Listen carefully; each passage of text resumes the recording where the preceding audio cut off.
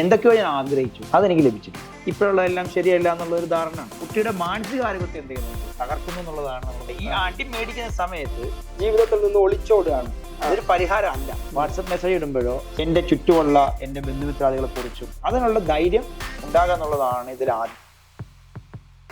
പ്രവാസ ലോകത്തുൾപ്പെടെ വർദ്ധിച്ചു വരുന്ന ആത്മഹത്യാ പ്രവണതകളെക്കുറിച്ചും അതിൻ്റെ മനഃശാസ്ത്രത്തെക്കുറിച്ചുമാണ് നമ്മുടെ ഇന്നത്തെ ചർച്ച. സാധാരണഗതിയിൽ നിന്ന് വ്യത്യസ്തമായി ഇപ്പോൾ ആത്മഹത്യകൾ ധാരാളം വർദ്ധിച്ചു വരുന്നൊരു കാലമാണ്. കഴിഞ്ഞ ആഴ്ച തന്നെ ഷാർജയിൽ 2 സ്ത്രീകളാണ് ആത്മഹത്യ ചെയ്തത്. കൂടുതലും കുടുംബ പ്രശ്നങ്ങളാണ്. പഴയ കാലത്തെ അപേക്ഷിച്ച് താരതമ്യേന വർദ്ധിച്ചു വരുന്ന ഈ ആത്മഹത്യക്ക് എന്തായിരിക്കും കാരണം? ആത്മഹത്യ വർദ്ധിക്കുന്നുള്ളത് ഒരു യാഥാർത്ഥ്യമാണ്. കുടുംബ ബന്ധങ്ങളിലുള്ള വിശ്വാസമില്ലായ്മയും സ്ട്രെസ് ആൻഡ് സ്ട്രെയിൻസ്, അതുപോലെ തന്നെ സാമ്പത്തികമായ പരാധീനതകളും പരാജയങ്ങളും, വിദ്യാർത്ഥികളാണെങ്കിൽ നിരാശ, ഇങ്ങനെ ധാരാളം കാരണങ്ങൾ. ഇതിൽ ഏറ്റവും പ്രധാനമായി ഇപ്പം നമ്മൾ ചർച്ച ചെയ്യുന്നത് ഗൾഫ് നാടുകളിൽ നടക്കുന്ന രണ്ട് ആത്മഹത്യ നടന്നുള്ളതാണ്. സോഷ്യൽ മീഡിയ ആയതുകൊണ്ട് നമ്മൾ പെട്ടെന്ന് അത് അറിയുകയും അതിന്റെ ഒരു ഗൗരവം മനസ്സിലാക്കുകയും ചെയ്യുന്നത്. പക്ഷേ നാട്ടിലും ഇതുപോലെ തന്നെ ധാരാളം ആത്മഹത്യകൾ നടന്നുകൊണ്ടിരിക്കും. അത് കഴിഞ്ഞ കാലങ്ങളെ അപേക്ഷിച്ച് കൂടുന്നു. അപ്പൊ അതിന്റെ അർത്ഥം ഈ ദാമ്പത്യ പ്രശ്നങ്ങളാവട്ടെ, ഈ ഡിപ്രഷൻസ് ആവട്ടെ, അത്തരം വിഷയങ്ങളും സമൂഹത്തിൽ വർദ്ധിക്കുന്നു എന്നാണല്ലോ അതിന്റെ ഒരു. അത് എന്തുകൊണ്ടാണ് അങ്ങനെ വർദ്ധിക്കാൻ കാര്യം? സൊസൈറ്റിയുടെ ഒരു മാറ്റമാണ്. പഴയ കാലങ്ങളിൽ കൂട്ടുകുടുംബ വ്യവസ്ഥിതികളായിരുന്നു. അന്ന് ഒരു വ്യക്തിക്കുണ്ടാകുന്ന പ്രശ്നങ്ങളെ മനസ്സിലാക്കാനും അതിനുള്ള പരിഹാരങ്ങൾ നിർദ്ദേശിക്കാനുള്ള ഒരു സമൂഹം കൂട്ടുകുടുംബത്തിലുണ്ടായിരുന്നു. ഇന്നതിൽ വ്യത്യസ്തമായി മൈക്രോ ലെവൽ ഫാമിലിയിലേക്ക് മാറി. അണുകുടുംബങ്ങളായി വരുമ്പോഴുണ്ടാകുന്നത് ഇവിടെ ചർച്ച ചെയ്യാൻ ആൾക്കാർ തന്നെ ഇല്ല. അപ്പൊ എന്റെ പ്രശ്നം, എനിക്ക് പ്രശ്നം ഉണ്ടാക്കിയ ആളിനോടാണ് എനിക്ക് സംസാരിക്കേണ്ടത്. ഹസ്ബൻഡ് ആണെങ്കിൽ വൈഫിനോടാണ്, വൈഫാണെങ്കിൽ ഹസ്ബൻഡിലേക്കാണ്. അപ്പം വളരെ വ്യത്യസ്തമായ ഒരു ചുരുങ്ങിയ ഒരു സർക്കംസ്റ്റാൻസിലേക്ക്, സാഹചര്യത്തിലേക്ക് സമൂഹം മാറി എന്നുള്ളത് ആത്മഹത്യ വർദ്ധിക്കുന്നതിന്റെ ഒരു കാരണമായിട്ട് നമുക്ക് കണക്കാക്കാം. ഗൾഫിൽ പ്രത്യേകിച്ച് ഈ പറഞ്ഞതുപോലെ 2 പേര് മാത്രം ഉണ്ടെങ്കിൽ അവരുടെ റൂമിൽ പ്രശ്നങ്ങൾ ഉണ്ടായി അവർ പരസ്പരം അത് ഷെയർ ചെയ്യാൻ പറ്റില്ല. അവരാണ് പ്രശ്നക്കാർ. പിന്നെ എങ്ങനെയാണ് ഷെയർ ചെയ്യുക? മൂന്നാമതൊരാളോട് ഇത് ഷെയർ ചെയ്യാനുള്ളൊരു സാഹചര്യം ഇല്ലാത്തതൊരു കാര്യമാണ്. അതിൽ 2-3 കാര്യങ്ങളുണ്ട്. നമ്മൾ നാട്ടിലെ പോലെയുള്ള അയൽവക്ക ബന്ധങ്ങൾ ഗൾഫിൽ കുറവാണ്. ഒരു റൂമായിരിക്കും, ചിലപ്പം ഒരു ഫ്ലാറ്റിലെ ഒരു റൂം തന്നെ ആയിരിക്കും ഇവരുടെ ഒരു ലൈഫ് സ്പേസ് എന്ന് പറയുന്നത്. ആ സ്പേസിനുള്ളിൽ വലിയ ശബ്ദം കേൾക്കാത്ത രീതിയിലുള്ള വഴക്കുകൾ പോലുമാണ്. വാവിട്ടൊന്ന് കരയാൻ, ഒന്ന് നിലവിളിക്കാൻ പോലുള്ള സ്വാതന്ത്ര്യം ലഭിക്കാത്ത ഒരവസ്ഥയായിരിക്കും പലപ്പോഴും ഈ റൂമുകളിൽ ഉണ്ടാകുക. പിന്നെ നാട്ടുകാരറിഞ്ഞാൽ, വീട്ടുകാരറിഞ്ഞാൽ ഇത് പ്രശ്നമാവുമല്ലോ, നാണക്കേടാവുമല്ലോ എന്നുള്ള ഒരു മിഥ്യാബോധം എന്ത് ചെയ്യുന്നുണ്ട്. പലപ്പോഴും ഇത് നമുക്ക് മനസ്സിൽ കൊണ്ടു നടക്കാനും ഒരു നിമിഷത്തിൽ ആത്മഹത്യയിലേക്ക് പോകാനുള്ള സാധ്യതകളുണ്ട്. അതിൽ സ്വാഭാവികമായിട്ടും ഗൾഫിൽ അതിനുള്ള സാഹചര്യങ്ങൾ വളരെ കൂടുതലായിട്ടാണ് നമുക്ക് മനസ്സിലാക്കാൻ. വ്യത്യസ്ത വിഭാഗങ്ങളിൽ, കുട്ടികളിലാവട്ടെ, ഇനി യുവാക്കളിലാവട്ടെ, ഇതിന്റെയൊക്കെ മനഃശാസ്ത്രം സത്യത്തിൽ എന്താണ്? ഈ ആത്മഹത്യയിലേക്ക് ഒരാൾ കടക്കുന്നതിന്റെ ഒരു ഘട്ടം, അതിന്റെ ഒരു മനഃശാസ്ത്രം എന്തായിരിക്കും? ചുരുക്കി പറഞ്ഞ നിരാശയിൽ നിന്നാണ് ആത്മഹത്യ. എന്തൊക്കെയോ ഞാൻ ആഗ്രഹിച്ചു, അതെനിക്ക് ലഭിച്ചിട്ടില്ല. അപ്പൊ ഇതൊരു നിരാശയുടെ ഏറ്റവും ചുരുങ്ങിയ രൂപമാണ്. അപ്പൊ ഇതൊരു വിദ്യാർത്ഥിയിലുണ്ടാകാം, ഒരു യുവാവിലുണ്ടാകാം, ഒരു തൊഴിൽ അന്വേഷണയിലുണ്ടാകാം, ഒരു കുടുംബിനിയിലുണ്ടാകാം, കുടുംബനാഥനിലുണ്ടാകാം, ഒരു വൃദ്ധനിലും വൃദ്ധയിലും ഉണ്ടാകാം. അപ്പൊ ആരിലാണോ നിരാശ ബാധിക്കുന്നത്, ആ നിരാശയിൽ അതിജയിക്കാൻ കഴിയാതിരിക്കുന്ന ഒരു മാനസികാവസ്ഥയിൽ എളുപ്പ വഴിയായി സെലക്ട് ചെയ്യുന്ന ഒരു കാര്യമാണ് ആത്മഹത്യയിലേക്ക് നയിക്കും. അപ്പം സ്വാഭാവികമായിട്ട് അവിടെ സംഭവിക്കുന്ന ഒരു യാഥാർത്ഥ്യം, ഒരു ജീവനെ എന്ത് ചെയ്യാണ് അവിടെ നശിപ്പിച്ചു കളയാന്നുള്ളത്. ഇതില് മാഷിപ്പ് ഇടയ്ക്ക് പറഞ്ഞൊരു പോയിന്റ് കേട്ടപ്പോൾ എനിക്ക് മനസ്സിലായത്, നമ്മുടെ കുട്ടികളിലും ധാരാളം ഇത്തരം തോൽവികൾ മാനേജ് ചെയ്യാൻ പഠിക്കാതെ, ഹൗ ടു മാനേജ് ഫെയിലിയർ, ഈ പരാജയത്തെ മാനേജ് ചെയ്യാൻ കഴിയാതെ പല കുട്ടികളും പെട്ടെന്ന് തിരഞ്ഞെടുക്കുന്ന ഒരു എളുപ്പ മാർഗമായിട്ട് മാറുന്നുണ്ട്. ഇതും വർദ്ധിച്ചു വരുന്നുണ്ടല്ലോ കുട്ടികളുടെ ഇടയിലും. അതിനെക്കുറിച്ച് മാഷിന്റെ കമന്റ്. കുട്ടികളില് പഴയകാല എല്ലാ കാര്യങ്ങളും നല്ലതാണെന്നും പുതിയതെല്ലാം മോശമാണെന്നും പറയുന്ന ഒരു സാഹചര്യത്തിൽ ഇപ്പോൾ ഉള്ളത്. നമ്മുടെ ഉണ്ടായിരുന്ന കാലത്ത് നല്ലതായിരുന്നു, ഇപ്പോഴുള്ളതെല്ലാം ശരിയല്ല എന്നുള്ള ഒരു ധാരണയാണ്. അതിൽ വ്യത്യസ്തമായിട്ട് ഇതിൽ നമുക്ക് പറയാൻ കഴിയുന്ന ഒരു പോയിന്റ് എന്ന് പറയുന്നത്, നമ്മൾ പഠിക്കുന്ന കാലങ്ങളിൽ ഉണ്ടാകുന്ന സാമൂഹിക ചുറ്റുപാടുകൾ ഒരു മനുഷ്യന്റെ മനസ്സിനെ കരുത്തു പകരുന്നത്. നമ്മൾ ചെരുപ്പില്ലാതെ, യൂണിഫോം ഇല്ലാതെ, ബാഗ് ഇല്ലാതെ, ഒരു റബ്ബർ ബാൻഡിങ് പുസ്തകത്തിൽ ചുറ്റി സ്കൂളിലേക്ക് പോകുന്ന നമ്മൾക്ക് ചെറിയ സ്വപ്നങ്ങൾ മാത്രമേ ഉണ്ടായിരുന്നു. ഇന്ന് നമ്മൾ ഷൂസും ബാഗും യൂണിഫോമും ടൈയും എല്ലാം കൊടുത്ത് വാഹനത്തിൽ നിന്ന് എ സിയിലേക്ക് യാത്ര ചെയ്യുന്ന കുട്ടികളാണ് ഇപ്പോൾ ഈ ആത്മഹത്യയുടെ വക്കിലേക്ക് പോയിക്കൊണ്ടിരിക്കുന്നത്.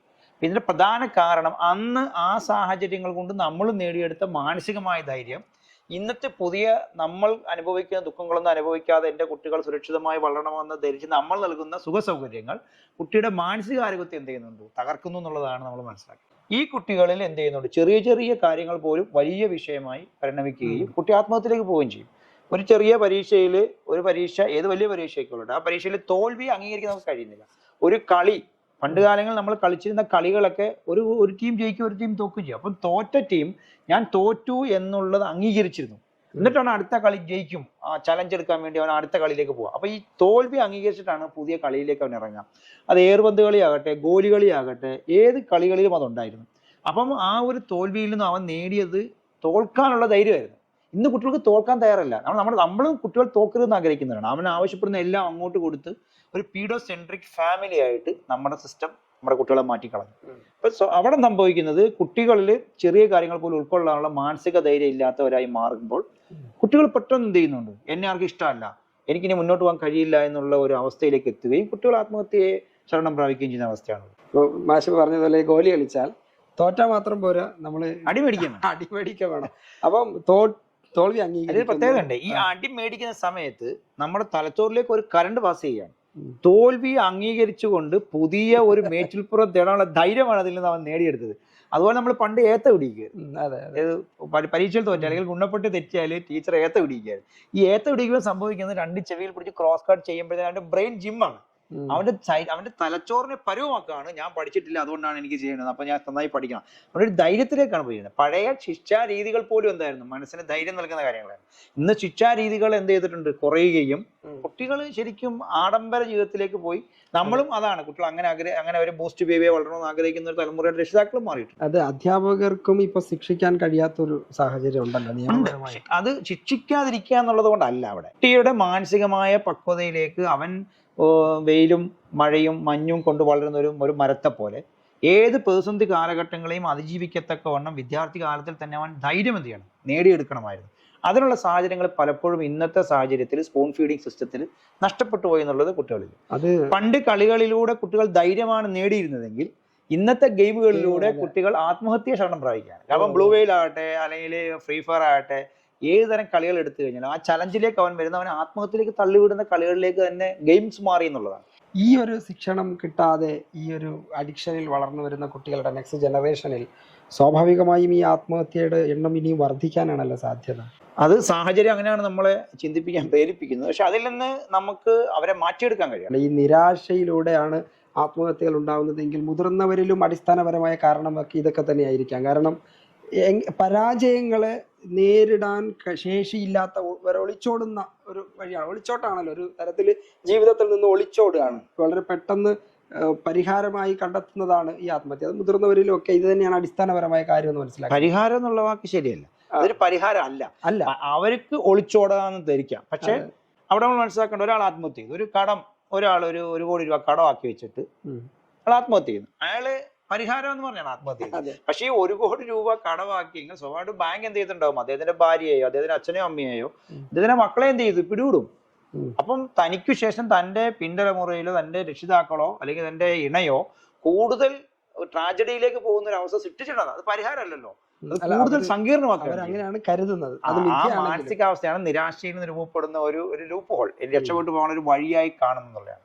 ഇവിടെ പുതിയ പ്രകാശത്തെ അല്ലെങ്കിൽ പുതിയ ഒരു പ്രതീക്ഷയെ കാണാൻ കഴിയാതിരിക്കുന്നു എന്നുള്ളതാണ് ഈ ആൾ ആത്മഹത്യക്ക് പോകുന്നത്. അപ്പൊ നമുക്ക് സൊല്യൂഷനിലേക്ക് കടന്നാൽ എന്താണ് ഇത്തരത്തിലൊരു നിരാശ ഉണ്ടായി അല്ലെങ്കിൽ പെട്ടെന്നൊരു ഡിപ്രഷൻ ഉണ്ടായി, പ്രയാസങ്ങൾ വന്നപ്പോൾ ആത്മഹത്യാ പ്രേരണ ഒരാൾക്ക് ഉണ്ടായി, എന്താണ് പെട്ടെന്ന് അദ്ദേഹത്തിനുള്ള സൊല്യൂഷൻ? ഇപ്പൊ നമ്മൾ ഈ ചർച്ച കേട്ടോണ്ടിരിക്കുന്ന ഒരാൾ ആത്മഹത്യ ചെയ്യണമെന്ന് ആഗ്രഹിച്ചിരുന്നു എന്നിരിക്കട്ടെ, ഈ ചർച്ച കേൾക്കുമ്പോൾ അദ്ദേഹത്തിന് അതിലൊരു സൊല്യൂഷൻ കിട്ടുകയാണെങ്കിൽ അത് വളരെ നല്ലൊരു കാര്യമായിരിക്കും. അപ്പൊ എന്തായിരിക്കും അദ്ദേഹം ചെയ്യേണ്ടത്? നേടാൻ ആഗ്രഹിച്ച കാര്യങ്ങൾ നേടാതിരിക്കുകയോ താൻ പ്രതീക്ഷിച്ചതിൽ നിന്നും ഘടകവിരുദ്ധമായ സാഹചര്യങ്ങൾ സൃഷ്ടിക്കപ്പെടുകയോ ചെയ്യുമ്പോഴാണ് ഈ നിരാശ ആത്മഹത്യയിലേക്ക് കൊണ്ടെത്തി. ആദ്യം വേണ്ട ഒരു വ്യക്തിക്ക് അടിയുറച്ച ദൈവവിശ്വാസം. ദൈവവിശ്വാസം ഉള്ള ഒരാൾക്ക് ആത്മഹത്യയിൽ നിന്ന് പെട്ടെന്ന് എന്ത് ചെയ്യാൻ കഴിയും, രക്ഷപ്പെട്ടു പോകാൻ കഴിയും. കാരണം ഒരു മതവും ആത്മഹത്യ എന്ത് ചെയ്യുന്നില്ല, അനുകൂലിക്കുന്നില്ല. കാരണം ആത്മഹത്യ എന്നാണ്, ആത്മാവിനെ ഹത്യ ചെയ്യാൻ ഒരു മതവും അനുവദിക്കുന്നില്ല എന്നാണ്. അപ്പൊ ഒരു ദൈവവിശ്വാസിയായിട്ടുള്ള ഒരു വ്യക്തി ദൈവികമായ ഒരു ശക്തിയിൽ നിന്നാണ് ഞാൻ ഉണ്ടായിട്ടുള്ളതും എനിക്ക് മഹത്തായ ലക്ഷ്യങ്ങളുണ്ട് എന്നുള്ള ഒരു ഉത്തരവാദിത്വബോധത്തോടെ ആയിരിക്കും ഭൂമിയിൽ ജീവിക്കുക. അപ്പൊ എനിക്ക് ആ ഉത്തരവാദിത്വം നിറവേറ്റിയേ കഴിയുള്ളൂ. എന്റെ പ്രതിസന്ധികൾ എന്നെ പരുവപ്പെടുത്താൻ വേണ്ടി ഉള്ളതാണ് എന്നുള്ള ഒരു തിരിച്ചറിവിലേക്ക് അവൻ മടങ്ങും.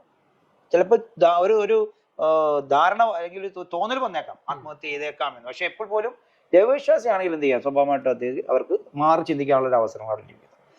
ഇനി അങ്ങനെയുള്ള വ്യക്തികൾ ചില ലക്ഷണങ്ങളുണ്ട്. അതാണ് സാമൂഹികമായി നമ്മൾ ശ്രദ്ധിക്കേണ്ട വിഷയം. ഫോൺ വിളിക്കുമ്പോഴോ വാട്സപ്പ് മെസ്സേജ് ഇടുമ്പോഴോ സ്റ്റാറ്റസ് ഇടുമ്പോഴോ ഒക്കെ സ്വാഭാവികമായിട്ടും ഈ ഒരു ചിന്ത ഉള്ള ഒരു വ്യക്തി അതിന്റെ ഒരു ദ്യുതി അവിടെ കാണാം. അപ്പൊ ഇങ്ങേ തലയ്ക്കൽ ഫോൺ എടുക്കുന്ന ഒരു വ്യക്തി, സ്റ്റാറ്റസ് കാണുന്ന ഒരു വ്യക്തി, ഈ വ്യക്തിയുടെ മാനസികാവസ്ഥയെ കൂടി അവലോകനം നടത്തിക്കൊണ്ട് വേണം പ്രതികരണം ഉണ്ടാക്കാൻ. പല സമയങ്ങളിൽ പല പ്രാവശ്യങ്ങളിലായി മരണത്തെക്കുറിച്ചോ അല്ലെങ്കിൽ ജീവിതത്തിൽ നൈരാശ്യത്തെക്കുറിച്ചൊക്കെ സംസാരിക്കുന്ന ഒരു വ്യക്തിയാണെങ്കിൽ അദ്ദേഹം ആത്മഹത്യാ പ്രവണതയുള്ള ആളാകാൻ സാധ്യത കൂടുതലാണ്. അപ്പൊ മറുതലക്കിലുള്ള തന്റെ അപ്പുറത്ത് ശബ്ദം കേൾക്കുന്ന വ്യക്തി, ആ വ്യക്തിക്ക് ഇങ്ങനെ ഒരു തോന്നലുണ്ടെന്ന് തിരിച്ചറിഞ്ഞു കഴിഞ്ഞാൽ കേൾക്കുന്നത് നമുക്ക് എന്ത് ചെയ്യാൻ പറ്റും? അദ്ദേഹത്തെ അതിൽ നിന്ന് മാറ്റിയെടുക്കാനുള്ള ഒരു സാഹചര്യം നമുക്ക് ലഭിച്ചേക്കാം. ഇനി ഈ വ്യക്തി അത്യാവശ്യം ബോധമുള്ള ഒരു വ്യക്തിയോടാണ് നമ്മൾ സംസാരിക്കുന്നതെങ്കിൽ അദ്ദേഹം എനിക്കിപ്പോൾ ഒരു ആത്മഹത്യ ഗുണം തോന്നുന്നുവെങ്കിൽ അദ്ദേഹം ആദ്യം ചെയ്യേണ്ടത് നിലനിൽക്കുന്ന ആ ഫിസിക്കൽ സ്ട്രക്ചർ അദ്ദേഹം മാറണം. അദ്ദേഹം ഇരിക്കുകയാണെങ്കിൽ ഇരിക്കാൻ പാടില്ല, അദ്ദേഹം എണീച്ച് നടക്കുക. അദ്ദേഹം ഒരു ബിൽഡിങ്ങിന്റെ മുകളിലാണ് നിൽക്കുന്നതെങ്കിൽ അവിടെ നിന്ന് താഴെ എന്ത് ചെയ്യുക, സേഫ് ആയിട്ടുള്ള സ്ഥലത്തേക്ക് മാറുക. ശാന്തമായി ശ്വാസോച്ഛ്വാസം ചെയ്യാൻ ശ്രമിക്കുക. എൻ്റെ ചുറ്റുമുള്ള എൻ്റെ ബന്ധുമിത്രാദികളെ കുറിച്ചും ഞാൻ ഇങ്ങനെ ഒരു പ്രവൃത്തിയിലേക്ക് പോയുണ്ടാകുന്ന പ്രശ്നങ്ങളെ കുറിച്ചും ഒക്കെ ഒന്ന് ചെറുതായിട്ടൊന്ന് അയവിറക്കുക. അപ്പൊ അതിന്റെ ആഴങ്ങൾ തിരിച്ചറിയാൻ കഴിയുന്ന പെട്ടെന്ന് തന്നെ ഈ ഒരു പ്രവണതയിൽ നിന്ന് മാറാനുള്ള സാധ്യത. അതിന് കഴിയുന്നില്ലെങ്കിൽ എനിക്കിങ്ങനെ തോന്നുന്നുണ്ട് എന്ന് ഏറ്റവും അടുത്ത ബന്ധുവിനെ, ഫ്രണ്ട്സിനെ, മാതാപിതാക്കളെ ഒക്കെ അറിയിക്കാനുള്ള ഒരു സാധ്യത അവിടെ കിടക്കുന്നുണ്ട്. അതിനുള്ള ധൈര്യം ഉണ്ടാകുക എന്നുള്ളതാണ് ഇതിൽ ആദ്യമുള്ള. പെട്ടെന്ന് എടുക്കുന്ന ഒരു തീരുമാനമാണ്, വിത്തിൻ സെക്കൻഡ്സിൽ തീരുമാനിച്ച് നടപ്പിലാക്കുന്ന ഒരു കാര്യമാണ് ആത്മഹത്യ എന്ന് ഞാൻ മനസ്സിലാക്കുന്നത്. അല്ല, പെട്ടെന്ന് എടുക്കുന്ന തീരുമാനങ്ങളുണ്ട്. അതുപോലെ തന്നെ വളരെ പ്ലാൻഡ് ആയിട്ട് തന്നെ ചെയ്യുന്ന ആത്മഹത്യ, വ്യത്യസ്തങ്ങളായ ആത്മഹത്യകളാണ് നടക്കുന്നത്. നോക്കൂ, ഒരു കടബാധ്യതയുള്ള ഒരു വ്യക്തി തന്റെ ഭാര്യയോടും മക്കളോടും ഒപ്പം എല്ലാവരോടും പറഞ്ഞ് ഒരേപോലെ വിഷം കഴിച്ച് ആത്മഹത്യ ചെയ്യുന്ന കുടുംബങ്ങളുണ്ട്. കുടുംബത്തോട്. രണ്ടാമത്തെ ഒരാള് എനിക്ക് കടമായിട്ടുണ്ട്, എന്റെ ഭാര്യയും മക്കളും ഇനി അനാഥമായി പോകും, അതുകൊണ്ട് അവരും കൂടെ മരിച്ചോട്ടെ എന്ന് കരുതി അവർക്ക് വിഷം കൊടുത്തു കൊന്നിട്ട് ആത്മഹത്യ ചെയ്യുന്നവരുണ്ട്. ഇവർക്കൊന്നും താല്പര്യമില്ലാതെ തന്നെ എന്ത് ചെയ്യുന്നുണ്ട്, എല്ലാവരും അഴിച്ചു കൊന്നിട്ട് ആത്മഹത്യ ചെയ്യാൻ പോകുന്ന ആൾക്കാരുണ്ട്. അങ്ങനെ ഒരു നിമിഷം കൊണ്ട് സംഭവിക്കുന്ന കാര്യമല്ല. അങ്ങനെ ഉണ്ടാകാം. ഒരു നിമിഷത്തിൽ ഒരാൾ കളിയാക്കി. ഇപ്പൊ കഴിഞ്ഞ ദിവസം കണ്ട ആത്മഹത്യ, പെൺകുട്ടി ആത്മഹത്യ, അയൽവാസിയായ സ്ത്രീ എന്നെ ചീത്ത വിളിച്ചതിന്, കളിയാക്കിയതിന് സഹിക്കാൻ കഴിയാതെ ആത്മഹത്യ ചെയ്തു എന്നുള്ളതാണ്. അപ്പം ആത്മഹത്യ ചെയ്യുന്ന ആളുടെ ഒരു മനഃശാസ്ത്രം എന്ന് പറയുന്നത്, ഞാൻ ആത്മഹത്യ ചെയ്ത് കഴിഞ്ഞാൽ ചിലർക്കുള്ള പ്രതികാരമാണ് എന്നുള്ളൊരു ധാരണയാണ് ഈ വ്യക്തിയിൽ രൂപപ്പെടുന്നത്. അതിന്റെ ഭാഗമാണ് ഈ സ്റ്റാറ്റസ് ഒക്കെ ഇട്ട്. അങ്ങനെയല്ല, അതായത് ഈ വ്യക്തി ആത്മഹത്യ ചെയ്ത് കഴിഞ്ഞാൽ ഈ എനിക്ക് പ്രതികാരം ചെയ്യേണ്ട വ്യക്തികളുണ്ടല്ലോ. ഇപ്പം ജപ്തിയാണെങ്കിൽ ബാങ്ക്, പ്രേമനിരാശമാണെങ്കിൽ എന്നെ പ്രേമിച്ച ആള്, എന്നെ കളിയാക്കിയ ആളാണെങ്കിൽ ഞാൻ കളിയാക്കലിന് വിധേയമായ ആളാണെങ്കിൽ എന്നെ കളിയാക്കിയ വ്യക്തി, ഞാൻ പരീക്ഷയിൽ തോറ്റതാണെങ്കിൽ എന്നെ തോപ്പിച്ച വ്യക്തി, ഇങ്ങനെയുള്ള എതിരാളിയേക്ക് പ്രതികാരം എന്ന നിലയിലാണ് ആത്മഹത്യ ചെയ്യാനായിട്ടുള്ള ശ്രമം. അപ്പൊ അവരിൽ ഉണ്ടാക്കുന്ന ആ ചാഞ്ചല്യമാണ് ഇവരുടെ സന്തോഷം. പക്ഷെ അത് ആസ്വദിക്കാൻ ഇവരില്ല എന്നുള്ള യാഥാർത്ഥ്യം മനസ്സിലാക്കുന്നില്ല. നഷ്ടം ആർക്കാണ്? അപ്പം സ്വന്തം വാരിക്കുഴി തോണ്ടി മരണപ്പെട്ടതിന് ശേഷം മറ്റുള്ളവർ ദുഃഖിക്കും എന്ന് പറയുന്ന ഒരു മൂഢസ്വർഗത്തിലാണ് ആത്മഹത്യ ചെയ്യുന്നതിന്റെ 100% ആൾക്കാരും ചിന്തിക്കുന്നത്. അങ്ങനെയായിരിക്കും. ആ ഒരു ചിന്ത വളരെ ഒരു പരാജയത്തിന്റെ ചിന്ത തന്നെയാണ്. പ്രതിസന്ധികൾ വരുമ്പോൾ അതിനെ അതിജയിക്കാനുള്ള കരുത്ത് നേടുക. എന്നെ പോളിഷ് ചെയ്യാൻ വേണ്ടിയാണ്, എന്നെ പരുവപ്പെടുത്താൻ വേണ്ടിയാണ് ഈ പ്രതിസന്ധി എന്നുള്ള തിരിച്ചറിവാണ്. അത് എന്തും ആയിക്കോട്ടെ, പ്രേമനൈരാശ്യം ആയിക്കോട്ടെ, പരീക്ഷയിലെ പരാജയമായിക്കൊള്ളട്ടെ, സാമ്പത്തികമായ ഒരു പ്രതിസന്ധി ആയിക്കൊള്ളട്ടെ, അല്ലെങ്കിൽ ഈ കുടുംബജീവിതത്തിലെ തന്റെ പങ്കാളി തന്നോട് കാണുന്ന ചതിയാകട്ടെ, എന്തിനേയും എന്നെ പരുവപ്പെടുത്താൻ വേണ്ടിയുള്ള ഒരു പരീക്ഷണമാണിത് എന്നുള്ള തിരിച്ചറിവ് ഒരു വ്യക്തിക്ക് സ്വയം തോന്നിക്കുന്നുവെങ്കിൽ ആത്മഹത്യ മുൻപിൽ എന്തെങ്കിലും രക്ഷപ്പെടും. ഇതില് 2 ചോദ്യങ്ങളാണുള്ളത്. അതിൽ ഒന്നാമത്തത്, ഈ കൂടുതലും ദാമ്പത്യ വിഷയങ്ങളിൽ വരുന്നത് പരസ്പരം അവർക്ക് ഒത്തുചേർന്ന് പോകാൻ കഴിയാത്ത ഒരു പ്രത്യേക ഘട്ടത്തിൽ ഒരു എക്സിറ്റ് പ്ലാൻ, ഇപ്പൊ ഉദാഹരണത്തിന് വിവാഹമോചനം എന്നത് നമ്മുടെ മുമ്പിൽ ഇരിക്കെ അങ്ങനെ കഷ്ടപ്പെട്ട് അവർ ചേർന്ന് ബുദ്ധിമുട്ട് ജീവിച്ചിട്ട് അങ്ങ് കഴിയണില്ലെങ്കിൽ മരിക്കണം എന്നൊരു ഘട്ടത്തിലേക്ക് കടക്കേണ്ടതില്ലല്ലോ. ദൈവവിശ്വാസം ഇല്ലാത്ത ആളുകളെ സംബന്ധിച്ച് ഈ എണ്ണത്തിൽ കൂടുതലുണ്ടെന്ന് ഞാൻ മനസ്സിലാക്കുന്നു. അപ്പൊ ഇതൊന്ന് രണ്ടും കൂടെ ഒന്ന് ക്ലബ് ചെയ്തിട്ട്. ആദ്യത്തെ ചോദ്യത്തിന്റെ ഉത്തരം എന്ന് പറയുന്നത്, കുടുംബപരമായ പ്രശ്നങ്ങള്, ഭാര്യ ഭർത്തൃ ബന്ധങ്ങളുണ്ടാകുന്ന വിള്ളലുകള്, സ്വരച്ചേർച്ചയില്ലായ്മയൊക്കെ ആത്മഹത്യയിലേക്ക് നയിക്കുന്നുണ്ട്. 2 വ്യക്തികൾ തമ്മിലുള്ള കൂടിച്ചേരലാണ്. കൂടുമ്പോൾ ഇമ്പമുള്ളതാണ് കുടുംബം. കൂടുമ്പോൾ ഇമ്പമില്ല എങ്കിൽ അതിനെ കുടുംബം എന്ന് പറയാൻ കഴിയില്ല. അപ്പൊ ജനങ്ങളുടെ മുമ്പിൽ കുടുംബമാണ് എന്ന് നമ്മൾ അഭിനയിക്കുകയും ജീവിതം ഒരു നരകമാക്കി മാറ്റുകയും ചെയ്യുന്നു. അവിടെ കുടുംബമില്ല, ഉള്ളിൽ കുടുംബമില്ല. മറിച്ച് ഷാജൽ കണ്ടത് അതാണ്, ഉള്ളിൽ കുടുംബ ബന്ധങ്ങളില്ല. സോഷ്യൽ മീഡിയയിൽ നല്ല ഹാപ്പി ആയിട്ടിരിക്കുന്ന 2 പേർ കെട്ടിപ്പിടിച്ച് നിൽക്കുന്ന ഫോട്ടോകളായിരിക്കും നമ്മൾ കണ്ടുകൊണ്ട്. അതിന്റെ പിറ്റെന്നാണ് മരണം. ഇവിടെ സംഭവിക്കുന്നത്, കൂടുമ്പോൾ ഇമ്പമില്ലാത്ത കാര്യത്തെ വേർതിരിച്ച് ഇത് ആവശ്യമില്ലെങ്കിൽ ഒഴിവാക്കാനുള്ള ഒരു സാഹചര്യം സമൂഹത്തിലുണ്ട്. ഈ ആധുനിക സമൂഹത്തിലും അതിനുള്ള എല്ലാ സാധ്യതകളും നിലനിൽക്കുമ്പോഴാണ് ഇവർ ആത്മഹത്യയിലേക്ക് പോകുന്നത്. പിന്നെ എല്ലാ മതവിഭാഗങ്ങളിലും അതിനുള്ള വഴി എളുപ്പമാണോ എന്ന് ചോദിച്ചാൽ അല്ല. അവിടെയാണ് രണ്ടാമത്തെ ഉത്തരം. ഇസ്ലാമികമായ കാഴ്ചപ്പാടിൽ മുസ്ലിങ്ങളുടെ ഇടയിൽ തലാഖ്, ഫസ്ഖ്, അതുപോലെ തന്നെ കുള്ള്, ഇങ്ങനെ 2-3 തരങ്ങളിൽ ഇസ്ലാം വിവാഹ മോചനത്തിനുള്ള സാധ്യതയുണ്ട്. ഇതിനെക്കുറിച്ച് അറിയുന്ന ഒരു വ്യക്തി എന്ത് ചെയ്യുന്നില്ല, ഈ ഇമ്പമില്ലാത്ത കുടുംബത്തില് അവിടെ കടിച്ചു നിൽക്കാതെ അവിടെ എന്ത് ചെയ്യുന്നു, അതിന്റെ സുരക്ഷിതമായ ഒരു മേഖലയിലേക്ക് നീങ്ങാൻ വേണ്ടി ശ്രമിക്കുന്നുണ്ട്. അത് മുസ്ലിംകളുടെ ഇടയിൽ ഈ കുടുംബപരമായ പ്രശ്നങ്ങൾ കൊണ്ടുള്ള ആത്മഹത്യ നിരക്കിനെ കുറയ്ക്കാനുള്ള ഒരു കാരണമായിട്ട് മനസ്സിലാക്കാൻ കഴിയും. അവർക്ക് എക്സിറ്റ് ആവാനുള്ള ഓപ്ഷൻസ് അവിടെ ഉണ്ട്. എനിക്കൊരു പുതിയ അറിവാണത്. അതായത് ഞാൻ തൊലാക്ക് കേട്ടിട്ടുണ്ട്, സ്ത്രീകൾക്ക് മതിയായ കാരണങ്ങളുണ്ടെങ്കിൽ ഫസ്ഖ് എന്നുള്ളൊരു ഇതുണ്ട്. മൂന്നാമതൊരു കാര്യം പറഞ്ഞിട്ടുണ്ട്, ഖുൽഉ എന്ന് പറയുന്നത് വിവാഹ എനിക്ക് എന്റെ ഭർത്താവിനോടൊപ്പം ഒന്നിച്ചു പോകാൻ എനിക്ക് കഴിയില്ല. അപ്പോൾ എനിക്ക് നൽകിയ സംഭാവനകൾ, അതായത് മഹറിനെ തിരിച്ചു നൽകിക്കൊണ്ട്, പണം അങ്ങോട്ട് നൽകിക്കൊണ്ട് ഭർത്താവിന്റെ കയ്യിൽ നിന്നും തലാഖ് വാങ്ങുന്നതിനാണ്, വിവാഹമോചനം വാങ്ങുന്നതിനാണ് ഖുൽഉ എന്ന് പറയുന്നത്. ഈ അവകാശവും ഇസ്ലാമിൽ എന്ത് ചെയ്യുന്നുണ്ട്, സ്ത്രീകൾക്ക് ഇതിനുള്ള അവകാശം നൽകുന്നുണ്ട്. അല്ല, മൂന്നാമത്തെ മസാല സത്യത്തിൽ എനിക്കൊരു പുതിയ അറിവാണ്. പ്രേക്ഷകരിൽ കുടുംബ പ്രശ്നങ്ങളിൽ നിങ്ങൾ ഡൈവേഴ്സ് തിരഞ്ഞെടുക്കണമെന്ന് ഞാൻ പറയില്ല, അത് വളരെ അനിവാര്യമായ ഘട്ടത്തിൽ മാത്രം വേണ്ടതാണ്. ഇസ്ലാമിന്റെ നിർദ്ദേശം പറഞ്ഞതുപോലെ ഭൂമിയിൽ അനുവദിക്കപ്പെട്ടതിലെ ഏറ്റവും വേദനാജനകമായതും ദൈവത്തിന് വെറുക്കപ്പെട്ടതുമാണ് ഡിവോഴ്സ് എന്ന് പറയുന്നത്. അപ്പൊ അതിൽ ഏത് തരം ഭർത്താവ് ഭാര്യ ഉപേക്ഷിക്കുന്ന തലാഖാകട്ടെ, ഫസ്ഖാകട്ടെ, ഖുൽഉ ആകട്ടെ, വളരെ ചിന്തനീയമായി ആഴങ്ങളിൽ പഠിച്ച് അതിന്റെ എഫക്റ്റുകളൊക്കെ മനസ്സിലാക്കിയതിനു ശേഷം മാത്രമേ എന്ത് ചെയ്യാൻ പാടുള്ളൂ, ഇതെല്ലാം തീരുമാനിക്കാനും പാടുള്ളൂ. അതുകൊണ്ടാണ് അത്രയും വളരെ ഒരു ആഴത്തിലുള്ള ഒരു പഠനം വരികയാണെങ്കിൽ പിന്നെ ആത്മഹത്യ നിൽക്കരുത്. നിങ്ങൾ അവിടെ ഒരു വഴി തുറന്നു കിടക്കുകയാണ്. ആത്മഹത്യ ചെയ്തവരുടെ മുമ്പിൽ ഒരു മറ വീഴുകയാണ്, ഒരു വെയിൽ, ഒരു മറ വന്ന് വീഴുന്നു.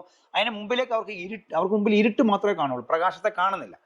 ഇങ്ങനെയുള്ള വഴികൾ മുമ്പിലുണ്ട്. എനിക്ക് ഒരു പ്രശ്നം കൂടുമ്പോൾ എൻ്റെ ഭർത്താവ് എന്നെ ചതിക്കുകയാണ്, അല്ലെ ഭർത്താവിന്റെ പീഡനം എനിക്ക് സഹിക്കാൻ കഴിയുന്നില്ല എന്ന് തിരിച്ചറിയുന്ന ഒരു സ്ത്രീ ഇസ്ലാമിലെ ഫസ്ഖ് എന്ന് പറയുന്ന ഒരു വഴിയിലേക്കാണ് നീങ്ങുന്നത്. ആത്മഹത്യ എന്ന് പറയുന്ന ഒരു മുനമ്പിലേക്ക് പോവല്ല. ഇനിയല്ല, എനിക്ക് താല്പര്യമില്ല, എനിക്ക് പണം കൊടുത്ത് ഞാൻ എന്ത് ചെയ്യും, അല്ലെങ്കിൽ എനിക്ക് തന്ന മഹറിനെ തിരിച്ചു നൽകിക്കൊണ്ട് ഞാൻ എന്നെ സ്വതന്ത്രയാക്കും എന്ന് വിശ്വസിക്കാനുള്ള ഒരു വഴി അവിടെ തുറന്നു കിടക്കുന്നുണ്ട്. ഈ വഴികൾ വ്യക്തവും സുചിന്തിതവുമാണ് എങ്കിൽ സ്വാഭാവികമായിട്ട് എന്ത് ചെയ്യാം, അവർക്ക് അതിലേക്ക് നീങ്ങാൻ കഴിയും. അവിടെയും ഈ പറയുന്ന ആത്മഹത്യാ മുനമ്പിൽ നിന്ന് രക്ഷപ്പെട്ടു. ദാനധർമ്മങ്ങൾ, നിർബന്ധിത ദാനമായ സക്കാത്തും അതുപോലെ തന്നെ ദാനധർമ്മങ്ങളും എന്ത് ചെയ്യുന്നുണ്ട്, ഒരു സാമ്പത്തികമായ പ്രതിസന്ധിയിൽ പെട്ടുപോയ ഒരു വ്യക്തിക്ക് പ്രതീക്ഷയുടെ കിരണം കൊടുക്കുന്നുണ്ട്. അപ്പൊ അവിടെയും എന്ത് ചെയ്യുന്നുണ്ട്, ആ ഒരു ചിന്ത, എൻ്റെ കടങ്ങൾ വീടും, എനിക്ക് പ്രതീക്ഷയുണ്ട് എന്നൊരു വെളിച്ചം കുട്ടിക്ക് കാണാൻ കഴിയുന്നുണ്ട്, അല്ലെങ്കിൽ വ്യക്തി കാണാൻ കഴിയുന്നുണ്ട്. ആത്മഹത്യ മുനമ്പിൽ നിന്ന് മാറിപ്പോകും. ഇത് പറയുമ്പോൾ ഇതിന്റെ മറുവശം, ദൈവവിശ്വാസി അല്ലാത്ത ആളുകളെ സംബന്ധിച്ചിടത്തോളം അവരിൽ ആത്മഹത്യ നിരക്ക് ഡാറ്റ വെച്ച് സംസാരിക്കുകയാണെങ്കിൽ തന്നെ കൂടുതലാണ്. അതിന്റെ കാരണം എന്താവും? ഭൂമിയിലെ ജീവിതം കഴിഞ്ഞാൽ അപ്പുറത്ത് ജീവിതം ഇല്ല എന്നുള്ള വിശ്വാസമാണല്ലോ ദൈവ നിരീശ്വരവാദികളായ അല്ലെങ്കിൽ ഭൗതികവാദികൾ എന്നറിയപ്പെടുന്ന ഒരു സമൂഹം വെക്കുന്നത്. അവരുടെ ചിന്തകൾ പോസിറ്റീവ് ആയിരിക്കാം, നല്ല പ്രവർത്തികൾ ചെയ്യുന്നവരുണ്ടാകാം, അവർ ദാനധർമ്മങ്ങൾ ചെയ്യുന്ന എല്ലാം ഉണ്ടാകാം. എങ്കിലും താൻ ചെയ്ത പ്രവൃത്തിയുടെ ഫലം ഇന്നതൊക്കെ ആയിരിക്കും എന്നുള്ള ഒരു സ്വർഗ നരക വിശ്വാസങ്ങളെ കുറിച്ചുള്ള യാതൊരു വിശ്വാസം ഇല്ലാത്ത ഒരു സമൂഹം എന്ന നിലയിൽ എന്തും ചെയ്യാനുള്ള ഒരു ധൈര്യം, അല്ലെങ്കിൽ എന്ത് ചെയ്യാനുള്ള ഒരു ലൈസൻസ് ഉള്ളതുപോലെ പ്രവർത്തിക്കും. ഇവിടെ തൻ്റെ ഇണയുമായിട്ടോ കുടുംബമായിട്ടോ ബന്ധുക്കളുമായിട്ടോ യാതൊരു ആത്മബന്ധത്തിനുമുള്ള ഒരു വഴി അവിടെ എന്ത് ചെയ്യുന്നില്ല, ദൈവികമായി തുറക്കുന്നില്ല. ഭൗതികമായി അതിനുള്ള സാഹചര്യങ്ങളൊക്കെ ലഭിക്കുന്നുമില്ല. അങ്ങനെ വരുമ്പോൾ ഒരു പ്രതിസന്ധി വന്നു കഴിയുമ്പോൾ ഇറക്കി വെക്കാൻ അത്താണി ഇല്ലാതാവും. വിശ്വാസിയായ ഒരു മനുഷ്യന് തന്റെ പ്രതിസന്ധികളെ ഇറക്കി വെക്കാൻ ഒരു അത്താണി ദൈവമുണ്ട്, എന്നോടൊപ്പം ദൈവമുണ്ട് എന്നുള്ള വിശ്വാസമുണ്ട്, എന്റെ കുടുംബം ഉണ്ട് എന്നുള്ള വിശ്വാസമുണ്ട്. അപ്പൊ ആ അത്താണികളെ എന്ത് ചെയ്യും, ഒരു വിശ്വാസിയെ രക്ഷപ്പെടുത്തും. ഒരു അവിശ്വാസിയിൽ എന്ത് ചെയ്യുന്നില്ല, ദൈവവിശ്വാസം ഇല്ലാത്ത ഒരാളില് ഈ അത്താണി നഷ്ടപ്പെടും. അത്താണി നഷ്ടപ്പെട്ടു കഴിഞ്ഞാൽ പിന്നെ നിരാശ മാത്രമായിരിക്കും അതിന് മുമ്പുണ്ടാകുക. നിരാശ പിടികൂടിയ ഒരാൾ എപ്പോഴും ആത്മഹത്യയെ അഭയം പ്രാപിക്കും. ഒരു കൗൺസിലിംഗ് മേഖലയിൽ പ്രവർത്തിക്കുന്ന എക്സ്പീരിയൻസ് ഉള്ളൊരു അധ്യാപകനും ഒരു കൗൺസിലർ എന്ന നിലയിൽ ഇപ്പോൾ ഒരാളൊരു ആത്മഹത്യാ മുനമ്പിൽ എത്തി നിൽക്കുകയാണ്, എന്താണ് അവരോട് മാഷിന് പറയാനുള്ള ഉപദേശം? ആത്മഹത്യാ പ്രവണതയുള്ള ഒരാള് എനിക്ക് അങ്ങനെ ഒരു തോന്നലുണ്ടോന്ന് വരുന്ന പക്ഷം അത് ആ ചിന്ത എന്ത് ചെയ്യണം, എൻ്റെ ഏറ്റവും അടുത്ത ആത്മബന്ധമുള്ള ആളുമായിട്ട് അത് കൺവേ ചെയ്യണം, അത് പറയണം. അദ്ദേഹം ദൈവവിശ്വാസിയാണെന്നുണ്ടെങ്കിൽ ഇതെല്ലാം എൻ്റെ ഒരു പരീക്ഷണങ്ങളാണ്, എനിക്കിതെല്ലാം അതിജയിക്കാൻ കഴിയും, എനിക്ക് പുതിയ മേച്ചിൽപ്പുറങ്ങൾ തേടാനുള്ള ആളാണ് എന്നുള്ള ഒരു പടവെട്ടി ജയിക്കാനുള്ള ധൈര്യം എന്ത് ചെയ്യണം, ഉള്ളിൽ കൊണ്ടുവരികയും ആ വിശ്വാസം ആർജിക്കുകയും ചെയ്യുക. ഉടൻ തന്നെ കൗൺസിലിംഗ് മേഖലയിലുള്ള അല്ലെങ്കിൽ സൈക്കോളജി മേഖലയിലുള്ള ഒരാളുമായിട്ട് ബന്ധപ്പെടുകയും ഈ വിഷയങ്ങളിൽ ആത്യന്തികമായ ഒരു പരിഹാരം നേടുകയും ചെയ്യണം. സൈക്കാട്രിക് ആയിട്ടുള്ള ആളാണെന്നുണ്ടെങ്കിൽ വളരെ പെട്ടെന്ന് മെഡിക്കേഷനിലേക്ക് പോവുകയും ആ പ്രവണത ഡിപ്രഷൻ തുടങ്ങിയ കാര്യങ്ങളൊക്കെ ആണെങ്കിൽ ബൈപ്പോളാർ സിൻഡ്രോം ഒക്കെ ആണെങ്കിൽ പെട്ടെന്ന് തന്നെ മെഡിക്കേഷൻ കൊടുത്തു മരുന്നുകളിലൂടെ മാത്രമേ അത് മാറ്റിയെടുക്കാൻ കഴിയുള്ളൂ. അപ്പം ബന്ധുക്കളും ആ വിവരങ്ങൾ അറിഞ്ഞിട്ടുണ്ടെങ്കിൽ അവരെന്ത് ചെയ്യുന്നു ഇതിലേക്ക് കൊണ്ട് നയിക്കുക എന്നുള്ളതാണ് ആത്മഹത്യാ പ്രവണതയുള്ള ഒരാളിലേക്ക് ഏറ്റവും നമുക്ക് പെട്ടെന്ന് കൊടുക്കാൻ കഴിയുന്ന ഒരു നിർദ്ദേശം. ഇവിടെ ഈ ചർച്ചയിൽ നിന്ന് ഉരുത്തിരിഞ്ഞു വരുന്ന ഒരു കാര്യം, എല്ലാവരുമായി നല്ല സൗഹൃദം നിലനിർത്തുകയും നമ്മുടെ പ്രശ്നങ്ങളൊക്കെ ഷെയർ ചെയ്യാൻ പറ്റുന്ന അറ്റ്ലീസ്റ്റ് ഒരാളെയെങ്കിലും നമ്മുടെ സൗഹൃദത്തിൽ ഏറ്റവും നല്ല ഒരു നമ്മുടെ ഒരു പേഴ്സണൽ സ്പേസിൽ കാത്തു സംരക്ഷിക്കുകയും ഇപ്പോൾ പെട്ടെന്നൊരു പ്രയാസം വന്നാൽ ഇപ്പോൾ മാഷ് പറഞ്ഞതുപോലെ വിളിച്ചു പറയാൻ ഒരാളുണ്ടാവുക എന്നതും നമ്മൾ പറയുന്നത് കാത് കുറിപ്പിച്ച് കേൾക്കാൻ ഒരാൾ തയ്യാറാവുക എന്നുള്ളതും വലിയ പ്രധാനപ്പെട്ട ഒരു കാര്യമാണ്. അതുകൊണ്ട് തന്നെ നല്ല സൗഹൃദങ്ങൾക്ക് വില നൽകുക, നല്ല ബന്ധങ്ങൾ നിലനിർത്തുക എന്ന ഒരു നല്ല ഉപദേശത്തോടു കൂടി നമ്മുടെ ഇന്നത്തെ ഈ ടോപ്പിക് ഇവിടെ അവസാനിപ്പിക്കുന്നു. നന്ദി.